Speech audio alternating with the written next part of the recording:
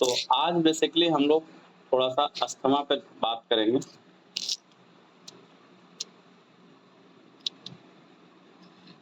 इसके therapeutics indication देखेंगे।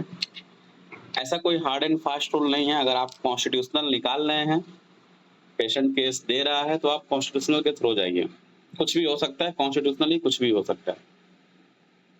लेकिन थेरेपेटिकली भी बहुत अच्छे रिजल्ट हैं अस्थमा के।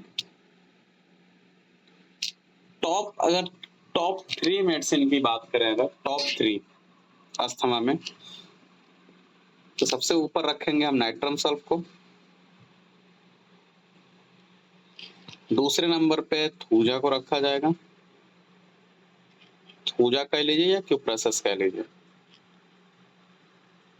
ठीक है।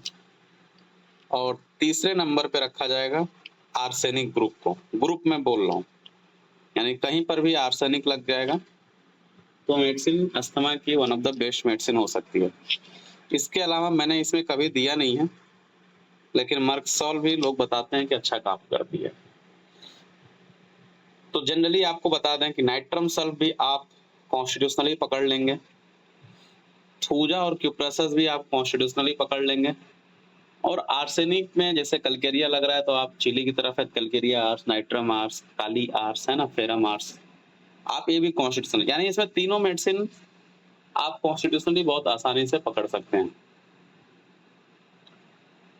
अस्थमा के मैक्सिमम केसेस इन्हीं 3-4 ग्रुप के मेडिसिन से निकल जाते हैं।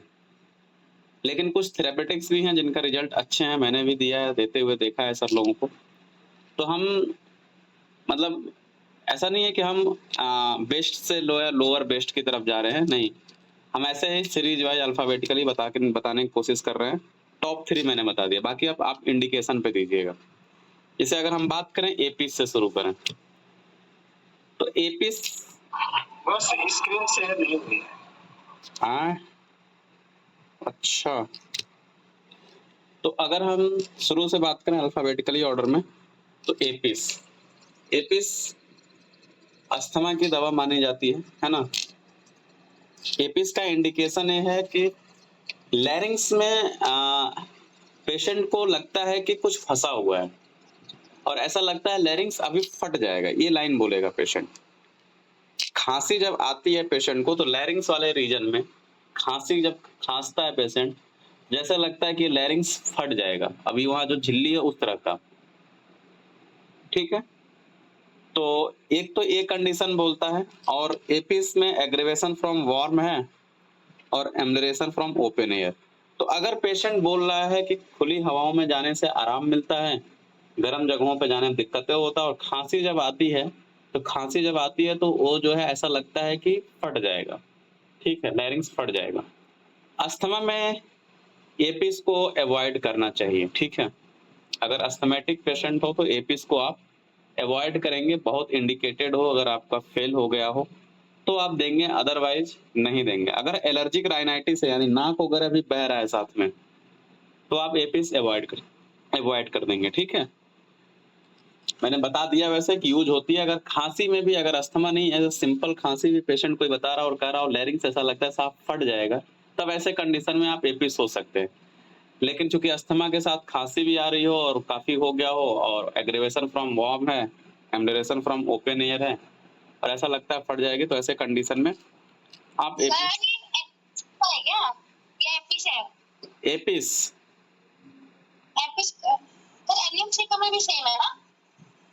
एलियम सीपा जनरली उतना नहीं सोचते हैं, है उसमें भी, उसमें एक्सकोरिएटिंग होता है बहुत ज्यादा, मतलब वो कुछ टाइप का होता है, जैसे कि उसके साथ हो सकता है कि आई में लैक्राइमेशन वगैरह हो, नाक भी बहुत ज्यादा बहे, ठीक है, तो सोच सकते हैं, ठीक है। सेकंड मेडिसिन, सेकंड क्या मतलब, अल्फाबेटिकली चल रहे हैं।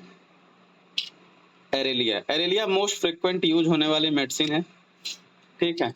एरेलिया का इंडिकेशन तुरंत दिमाग में आता है कि अगर अस्थमा का अटैक, हाईलाइट करके लिखिएगा, फिर एरेलिया से ही ठीक होगा।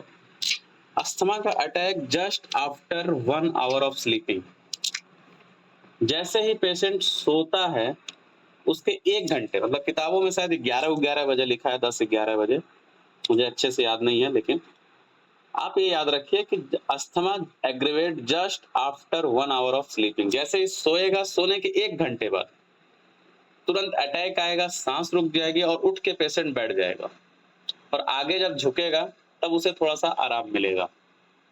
ठीक है, तो asthma after sleep 1 hour patient must sit, और आगे की तरफ थोड़ा सा झुक के बैठेगा। ठीक है, तब उसे आराम मिलेगा।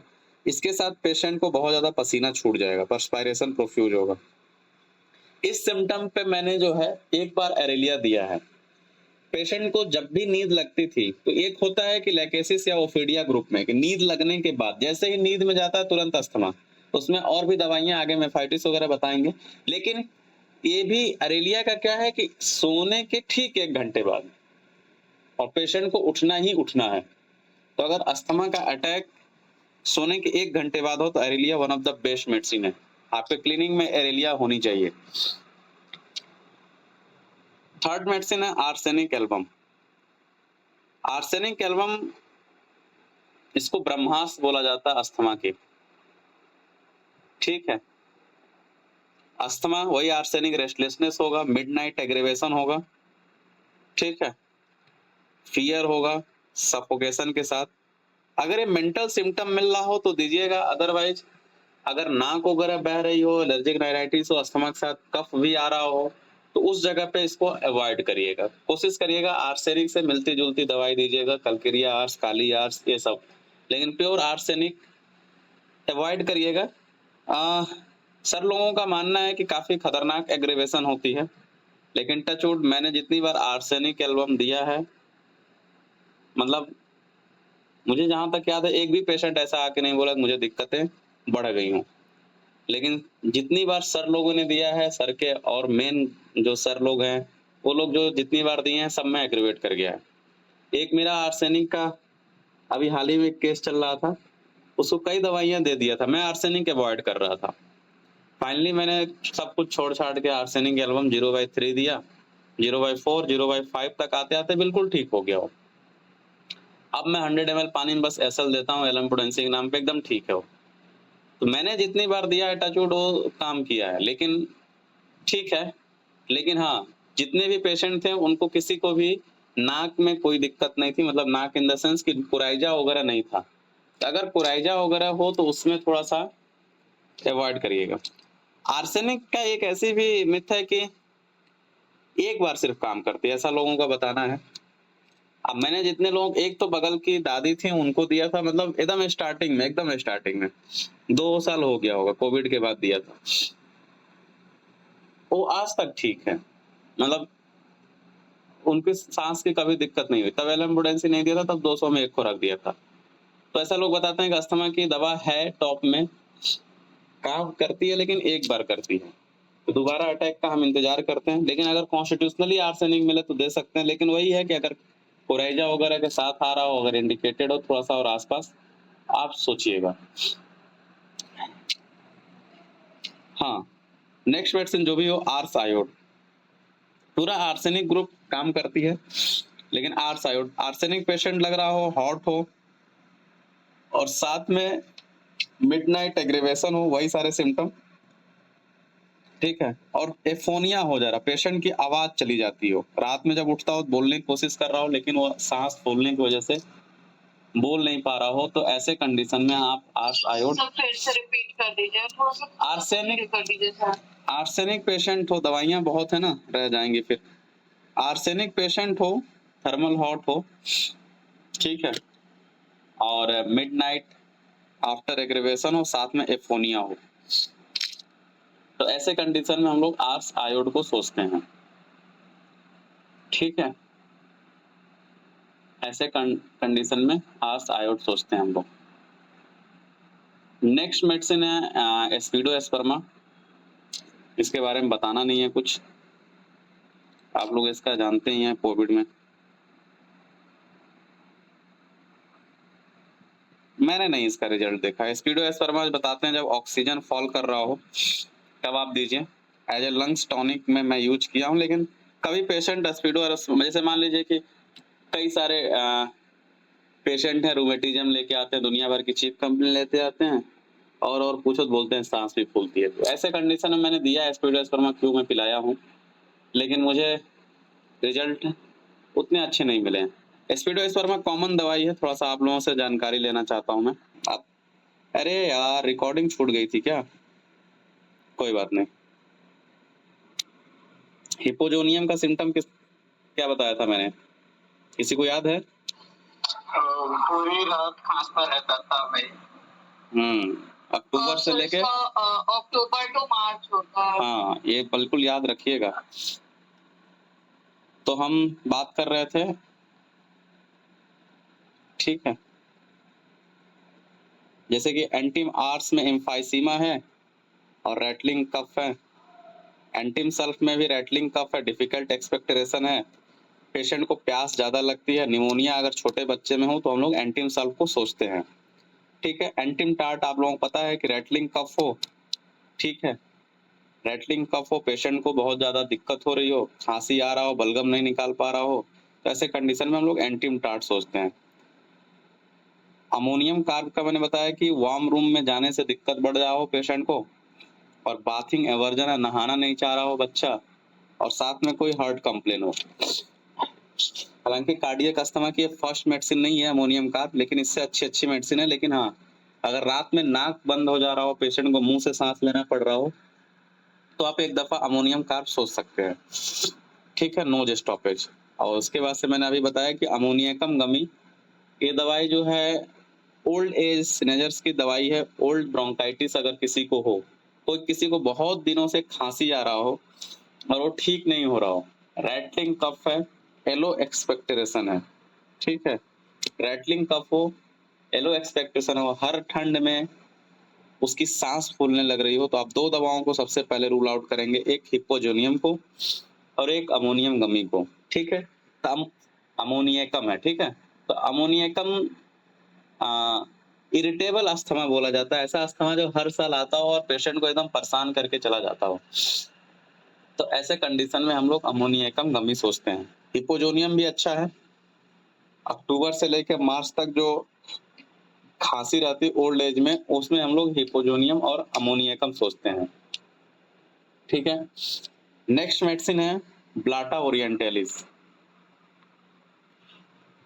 ब्लाटा जो है अस्थमा सिर्फ एक कंडीशन में काम करती है मुझे जहां तक लगता है, और इसका खूब अब्यूज होता है। अभी इस पे वोटिंग हो जाएगी।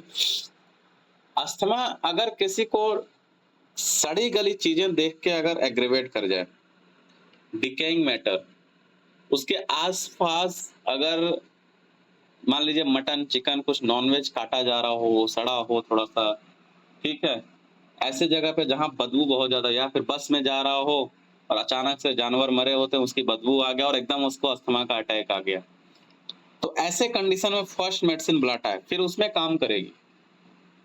या फिर दूसरा इंडिकेशन है जनरली कि खांसी आ रही हो, सांस फूल रहा हो और परस्पायरेशन बहुत ज्यादा हो, प्रोफ्यूज परस्पायरेशन, ठीक है। और खास करके रात में, जब भी रात होती है, पेशेंट लेट नहीं पाता है, रात भर बैठा रहता है, लेटते ही इसकी जो है दिक्कतें बढ़ जाती हैं, रात भर बैठा रहता है, प्रोफ्यूज परस्पायरेशन हो और ब्लाटा ओरिएंटलिस का थर्मल भी हॉट हो, पेशेंट को बहुत गर्मी लग रही हो और थोड़ा सा मोटापा हो पेशेंट में, इब्यूज करते हैं बहुत ज्यादा। मैंने ओपीडी में भी देखा है, लोग मेहनत में एक लाइन आपको पूछना है, बस एक लाइन, पसीना कैसा होता है जब आपकी सांस फूलती है, तो नहीं साहब कोई दिक्कत नहीं, फिर ब्लाडा रूल आउट हो गए। प्रोफ्यूज परस्पायरेशन मिलना चाहिए, बलगम भी बहुत ज्यादा निकलता है, एक्सपेक्टोरेशन भी बहुत ज्यादा निकलता है, ठीक है। तो पेशेंट लेट नहीं पाता, रात भर बैठा रहता है, प्रोफ्यूज परस्पायरेशन हो, नाइट में एग्रीवेशन हो, थोड़ा सा मोटा पेशेंट हो, तो एक तो कंडीशन ये हो गया कि रात में एग्रीवेशन, बैठा रहता है, पसीना बहुत होता है। दूसरा ये हो गया कि डिकेइंग मैटर को देख के, सड़ी गली चीजों को देख के जो है, या फिर उसके बारे में सोच भी लेगा तब भी दिक्कतें होने लगेगी, तो ऐसे कंडीशन में ब्लाटा को देते हैं। किताबों में लिखा है जब आर्सेनिक फेल हो जाए तब हम लोग ब्लाटा को सोचते हैं, ऐसा कोई बात नहीं है, अगर ये सब इंडिकेशन हो तो आप सोच सकते हैं। तो ब्लाटा क्यों बहुत लोग पिलाते हैं, जरा इस पे वोटिंग हो जाए। चलिए, तो मैं फिर से बता दे रहा हूँ, ब्लाटा का अब्यूज मत करिए, इंडिकेशन पे दीजिए। नेक्स्ट मेडिसिन है बोथ्रोप्स। बोथ्रोप्स भी एक तरह से कार्डियक अस्थमा की दवा है, या फिर इसका इंडिकेशन बिल्कुल वही नाजा और बोथ्रोप्स दोनों के लगभग एक ही है कि थोड़ा सा भी पेशेंट चलेगा ना, लीस्ट मोशन से भी इसकी सांस फूलने लगती है। ऐसे कंडीशन में हम लोग बोथ्रोप्स और नाजा दोनों सोचते हैं। हो सकता है इसके साथ पेशेंट को हाई बीपी हो और स्नेक का सिम्टम मान लीजिए मिल जाए तो बहुत अच्छा है, नाइट में एग्रीवेशन ही हो। खांसी में हो सकता है जो बलगम आ रहा है वो उसमें ब्लड प्रेजेंट हो। तो जो बोथ्रोप्स सबसे पहले दिमाग में आती है, दो जगहों पे आती है। थोड़ा सा भी साहब चल देना। अभी एक आईपीडी में एक पेशेंट भर्ती था जब मेरी ड्यूटी थी, वो उठ के मतलब चम्मच भी धुलने जा रहा था, वॉशरूम भी जा रहा था, तो उसकी सांस बहुत तेज फूल रही थी। ठीक है, सोच सकते हैं थोड़ा बहुत स्नैक के सिम्टम हो तो। अगली दवाई है जो कभी नहीं सोचते हैं आप लोग, वो है cannabis sativa. Generally urinary tract में इसको हम लोग यूज करते हैं, लेकिन इसका एक इंडिकेशन है। पेशेंट जब कहता है साहब, जब पेशेंट बोलता है कि जब हम खड़ा होंगे तो खड़ा होने पे स्टैंडिंग से, जैसे कि खड़ा बैठा है तब भी नहीं आराम मिलेगा, स्टैंडिंग से अगर आराम मिले किसी को, तब हम लोग एक दफा जो है हम लोग कैनाबिस सटाइवा के बारे में सोचते हैं। ठीक है, अगर सीधा खड़ा हो जाए या फिर खड़ा होके बात उत करे तो ठीक है, लेकिन ऐसे जो है उसकी दिक्कतें बढ़ जाती हैं। तो एक इंडिकेशन है, पेशेंट अगर बोले कि खड़ा होने पे सांस लेते हैं तो सांस लेने में बहुत आराम मिलता है मुझे, बैठा रहेगा लेटा रहेगा तो सांस लेने में दिक्कत महसूस होगी, अस्थमैटिक फील करेगा, लेकिन जब वो खड़ा होकर सांस लेगा तो उसे बड़ा आराम मिलेगा। ठीक है, तो ये पीकी वायरस के बेसिस पे हो गया ना कि आप लेटे हो तब भी, चलो लेटने पे ठीक है छोड़ो, बैठे हो तब भी, हर एक पोजीशन में तब भी, लेकिन खड़ा होने पे, खड़ा हो जाएगा तो उसको जो है सांस लेने में काफी आराम मिलता है। नेक्स्ट मेडिसिन है कार्बोवेज। कार्बोवेज आपको पता है कि एक क्रोनिक दवाइयां, क्रोनिक ब्रोंकाइटिस में यूज होता है कार्बोवेज। कार्बोवेज में क्या होता है कि ये भी जो है एंटीम टार्ट की तरह ही होता है, रैटलिंग तो नहीं कहेंगे, लेकिन जब इसको भी आप स्टेथोल लगा के सुनने की कोशिश करोगे ना तो घड़घड़ाहट की आवाज आएगी। ठीक है, इसके चेस्ट में तो ऐसा लगता है कि कितना ज्यादा जो है बलगम भरा हुआ है, और वो बलगम का कनेक्शन जीआईटी कंप्लेन से है भी नहीं, लेकिन उसको जब डकार आती है तो उसे आराम मिलता है। ठीक है, इरेक्टेशन से आराम मिलता है। तो अगर कोई पेशेंट बोल दे कि साहब अस्थमा है, बलगम काफी ज्यादा भरा हुआ है, आप लगा के देख ले रहे हैं तो घड़घड़ाहट की आवाज सुनाई दे रही है, और जब वो डेकार लेता है तो डेकार लेने से आराम मिलता है। इसमें दो दवाइयां आप दिमाग में रखिएगा, एक नक्स वोमिका और एक कार्बोवेज।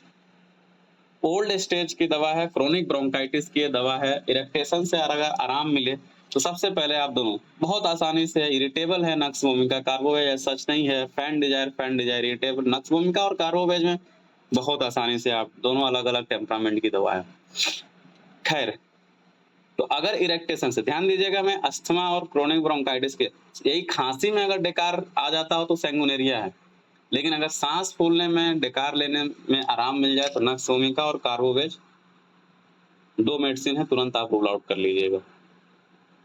स्किन ब्लू हो जाती है इनकी। ठीक है, ये भी पीक्यूआरएस है, इसको हल्के में नहीं लीजिएगा, क्योंकि वो घड़घड़ाहट और सांस लेना, जीआईटी कंप्लेन से, इरेक्टेशन से आराम मिल जाए, तो ये सब, इसमें केस टेकिंग आप बंद करके थोड़ा सा मेहनत करके दो दवाओं को रूल आउट कर लेंगे, हो जाएगा, आपकी पेशेंट को आराम मिल जाएगा। नेक्स्ट मेडिसिन है ग्राइंडेलिया, ये मैं पढ़ा चुका हूं आपको। ग्राइंडेलिया डबल एल होता है, ग्राइंडेलिया रोबस्टा। ग्राइंडेलिया जैसे कि अरेलिया में हमने बताया कि जब ये सोने जाता है तो उसके 1 घंटे बाद उसको अस्थमा का अटैक आता है, लेकिन ग्राइंडेलिया को जो है जैसे ही, जैसे जैसे सोने जाएगा, जैसे ही नींद लगेगी एकदम से अस्थमा का अटैक आ जाएगा। एकदम से जैसे सोने जाता है एकदम से अस्थमा, खांसी शुरू हो जाती है, ठीक है, सांसें रुक जाती है इस पेशेंट की। जैसे ही सोएगा चेस्ट को पकड़ के एकदम से पेशेंट उठ जाएगा, ठीक है, ऐसा लगता है कि अब मैं मर जाऊंगा, बचूंगा नहीं, ठीक है। सेम सिम्टम लाइकेसिस ओफिडिया ग्रुप में है। तो जैसे ही नींद लगती है, इसको सोचता है कि मुझे नींद आए ही ना, नींद आने से डरता है, ठीक है। तो नींद में जाने से पेशेंट डरे अगर, और बाकी स्नेक के कैरेक्टर अगर नहीं मैच हो रहे हैं, या फिर अगर आप डर रहे हैं, एग्रीवेशन का डर लग रहा है, तो हमें लगता है कि आप सबसे पहले ग्राइंड लिए, क्योंकि लेकेसिस वगैरह आप दोगे तो हो सकता है एग्रवेट हो जाए, सच में नहीं पड़ जाए तब। तो आप ग्राइंडेलिया पहले दे के उसके इस अटैक को कम करेंगे, फिर आप अपने, अगर आप एलम पोटेंसी प्रिस्क्राइबर हैं, नो डाउट आप गो थ्रू दैट। पेशेंट को पल्पिटेशन होने लगता है, पल्पिटेशन पल्पिटेटरी अस्थमा होती है, इसकी जब सांसें चलती है, जब इसकी रुक जाती है तो इसकी पल्पिटेशन बढ़ जाता है, बहुत मुश्किल से भी बलगम निकाल पाता है, ठीक है। पल्स वगैरह इरेगुलर रहेंगे। बेसिकली ग्राइंडेलिया को एक लाइन फर्जी चीजें बताने की जरूरत नहीं, एक लाइन में आप पकड़ने की कोशिश करिए। पेशेंट नींद में जाने से डरता है, नींद में नहीं जाना चाहता है, नींद में जैसे ही जाएगा तुरंत उसकी सांसें रुक जाएगी, खांसी वगैरह शुरू हो जाएंगे, ठीक है,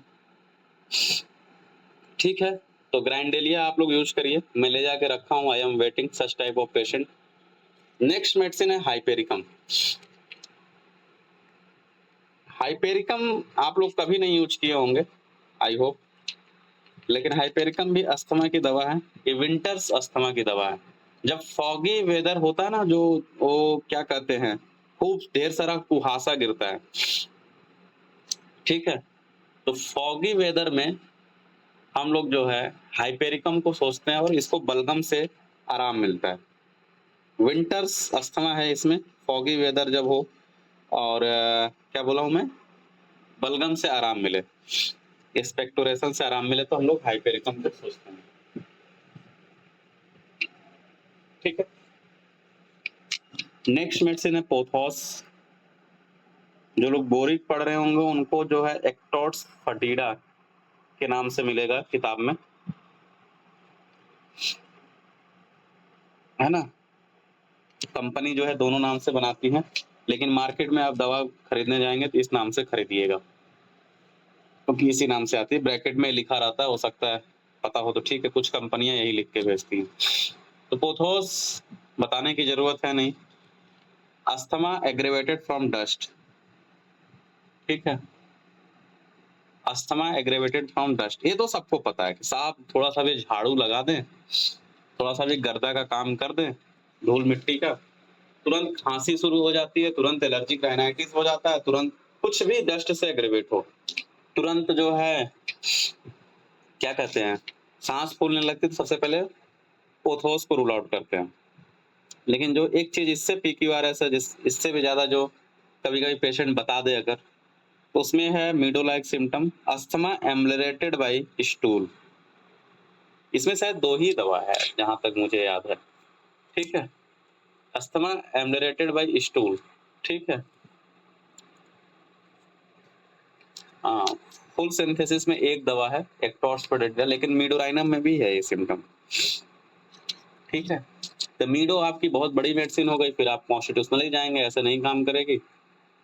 लेकिन अस्थमा एम्बलरेटेड बाई स्टूल से तो सबसे पहले आप एक्टोर्स फटीडा को रूल आउट कर लेंगे। नेक्स्ट मेडिसिन है इपिकॉप। इसमें पॉलिन वाला क्या आएगा क्या? एग्रेवेटेड बाय हाँ, डाल सकते हैं पॉलन में भी, क्योंकि पॉलन आएगा तो डस्ट के साथ ही आएगा। जनरली पॉलन में क्या होता है कि अलग अलग पॉलन से अलग अलग लोगों को एलर्जी होती है। और एक चीज हम बता दें, भले वो सब चीजें हैं, देखिए मैनेजमेंट भी आपको, जिसको डस्ट से एलर्जी है, फिर आप पोथोस दे देंगे, कुछ हद तक काम करेगी, लेकिन ये कह लो ठीक हो जाए, नहीं, उसके लिए भाई आपको मास्क पहनना पड़ेगा। पॉलन से एलर्जी है तो आपको अवॉइड करना पड़ेगा, अवॉइडेंस ऑफ मेंटेनिंग कॉज, जिस चीज से आपको एलर्जी है उसको तो आपको छोड़ना ही पड़ेगा। कुछ हद तक होगी, हो सकता है पहले 100 ग्राम सूंघ लेते थे तो छींक आती थी, अब हो सकता है 200 ग्राम खींचोगे तब आएगा। इसे मैं एक एग्जांपल दे रहा हूँ, तो है। बाकी पॉलन वगैरह में भी सोच सकते हैं, ऐसा नहीं है, है ना, ठीक।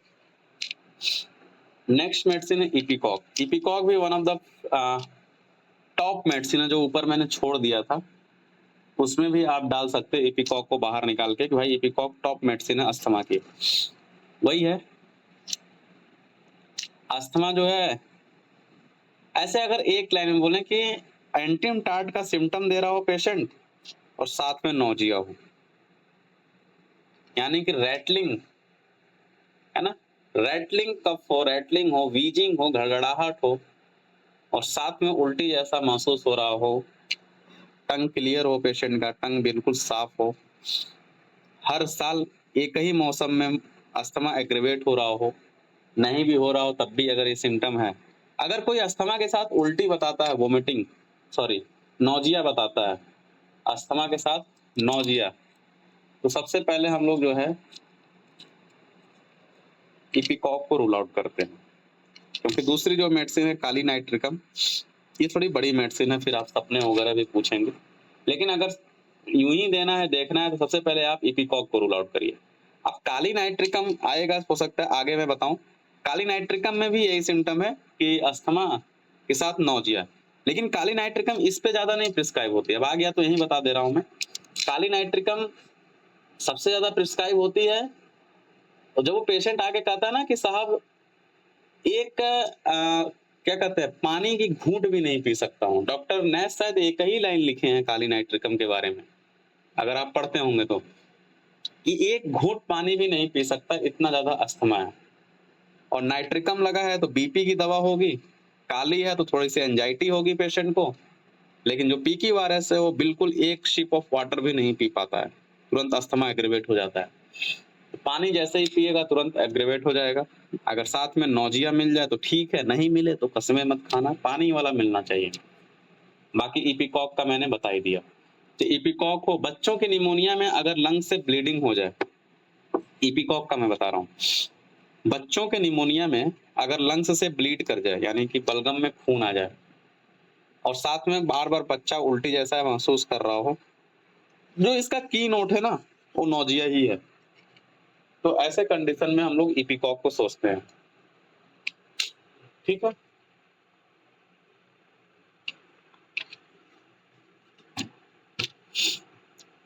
ठीक है, तो ये हो गया इपिकॉक के बारे में।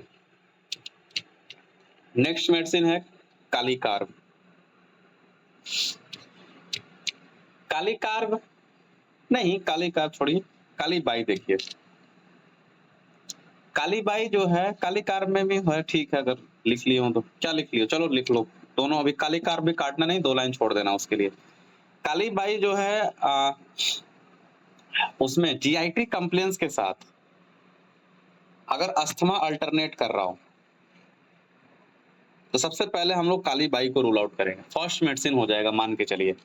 या फिर अर्थराइटिस के साथ, जॉइंट्स कंप्लेन के साथ अस्थमा जो है आपका अल्टरनेट कर रहा हो, यानी एक है तो दूसरा नहीं, दूसरा है तो एक नहीं, तो ऐसे कंडीशन में हम लोग काली बाई को रूल आउट करते हैं।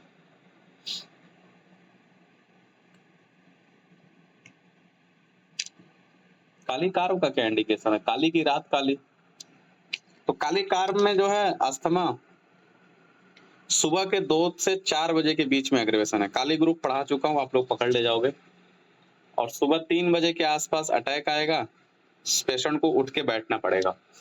तो हर रोज की कहानी है कि साहब सुबह के टाइम में मेरा अस्थमा एग्रेवेट होता है 3-4 बजे के आसपास, तो हम लोग सबसे पहले काली की रात काली जो है रूल आउट करते हैं, काली कार्ब को देख लेते हैं।